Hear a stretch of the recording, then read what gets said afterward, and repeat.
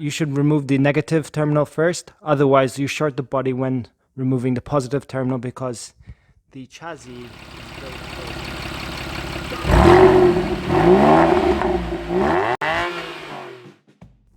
Hi, welcome back to CarsAddiction.com. I'm Ryan, and today we're going to be removing a battery from a Nissan Skyline R33 GTR. Now, as you all know, that the battery is located at the back of the car, and to get access of it, better just to remove everything. The job is much quicker instead of just removing the strap bar and trying to wiggle out the battery. Just go ahead and remove everything.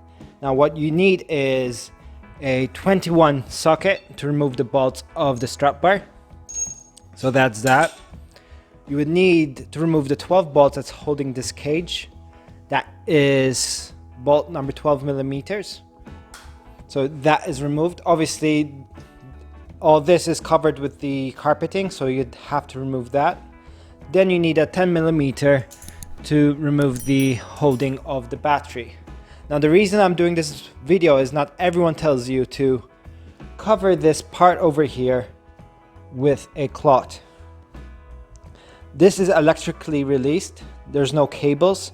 So if you accidentally disconnect the battery and close the lid, you're out of luck and you'll have to actually do more removal of the back seat just to get access to there. So to avoid any, mishaps, make sure you close the lock right over there. Now, another thing is that there is two types of battery trays. There is this one, and then there's one that is in black, which is the winter package, which takes a sort of a battery which is longer. Now, the battery which you see over here has to be 240 millimeters in length and height maximum of 90 millimeters.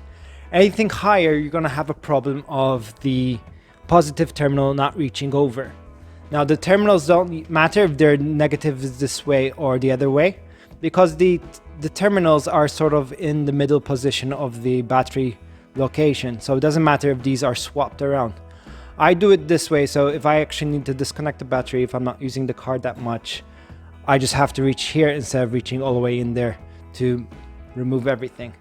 Another thing I like to note is that you should remove the negative terminal first, otherwise you short the body when removing the positive terminal because the chassis is very close and that can easily bridge with your wrench.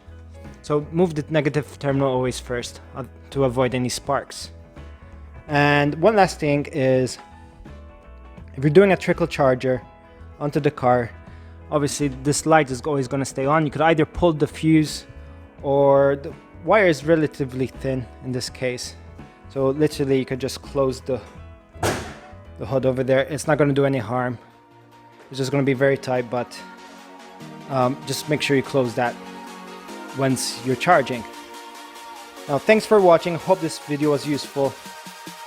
Take care.